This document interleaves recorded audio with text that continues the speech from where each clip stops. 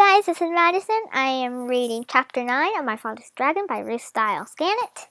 And this chapter is called My Father Makes a Bridge. My father walked back and forth along the bank trying to think of some way to get across the river.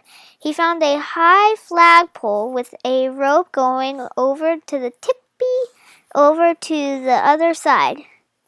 The rope went through a loop at the top of the pole and down the pole around a large crank. A sign on the crank said, "To summon dragon, yank the crank report disorderly conducted to gorilla."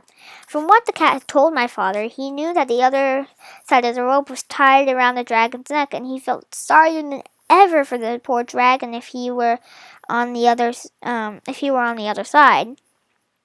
The gorilla. Poor dragon. If he were on the other side, the dragon would have twisted his wings until it hurt so much he'd have to fly to the other side.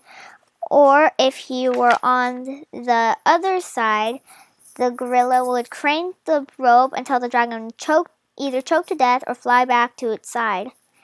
What a life for a baby dragon. My father knew that if he called to the dragon to come across the river, the gorilla would certainly hear him. So he thought about climbing the pole and going across the rope. The pole was very high, and even if he could get to the top without being seen, he'd have to go all the way across, hand over hand. The river was very muddy, and all sorts of unfriendly things might live in it, but my father could think of no other way to get across. He was about to start up the pole when the deepest of all noises the monkeys were making the Okay, I'm sorry, I don't know what this says. He was about to start up the pole when the deepest all the noises of the monkeys were making he heard a loud splash behind him. He looked all around in the water, but now it was dusk now, and he couldn't see anything there. "It's me, Crocodile," said a voice to the left. "The water's lovely, and I have such a craving for something sweet. Won't you come for a swim?" The pale moon came out from behind the clouds, and my father could see where the voice was coming from. The crocodile's head was just peeping out of the water. "Oh, no, thank you," said my father. "I never swim after sundown. But I do have something sweet to offer you. Perhaps you'd like a lollipop, and perhaps you have friends who'd like lollipops too." "Lollipops," said the crocodile. "Well, that's a treat. How about it, boys?"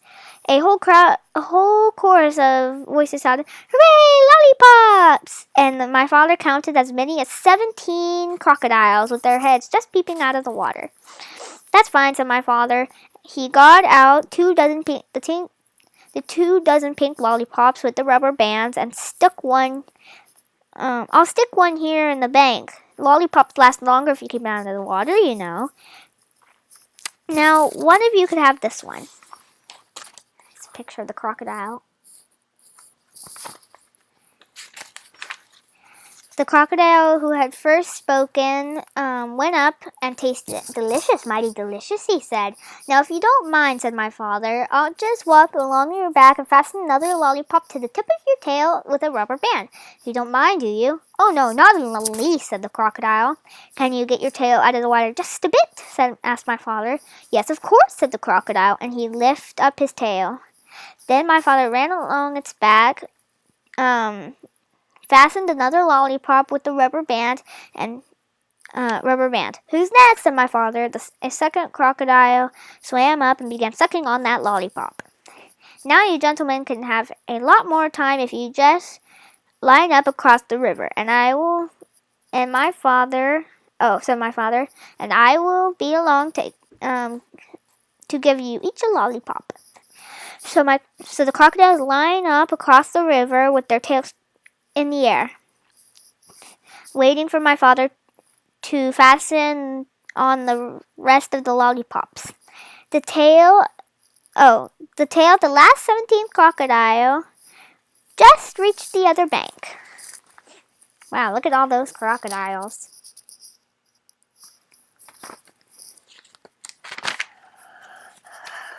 End of chapter 10. End of chapter 9.